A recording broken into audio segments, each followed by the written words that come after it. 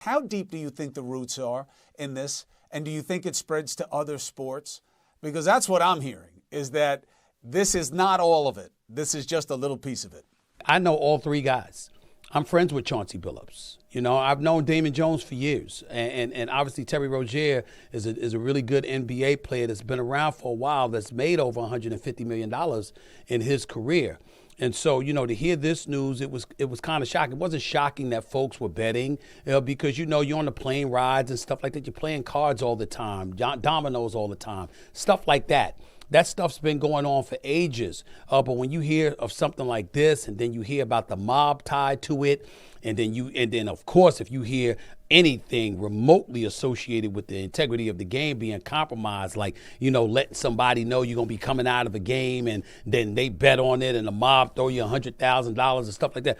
Those are very, very serious allegations that the NBA is going to take very seriously. But in this case, it's the FBI.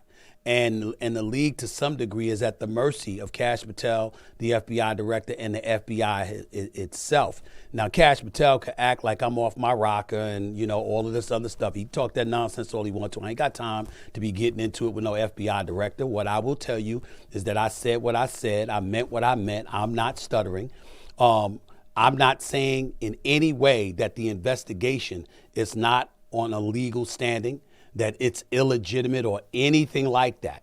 What I said was, for those looking for the president to spare them or to provide a helping hand of assistance, like he's prone to do from time to time for people he likes, don't expect that here. The protest, people not wanting to come to the White House, former star calling them, or no, not a former star, but a present star calling them a bum, this contest. What LeBron James called him a bum, stuff like that. The man is not going to forget. You and I doing this, more so you than me, of course. You know I'm not lying. You know how petty he can be. And you know if this inconveniences the league, who he believes have gravitated to a leftist ideology that serves to dog him at every chance. Listen, he doesn't have any problem inconveniencing them whatsoever. And that's exactly what he gave Kash Patel okay to do, period.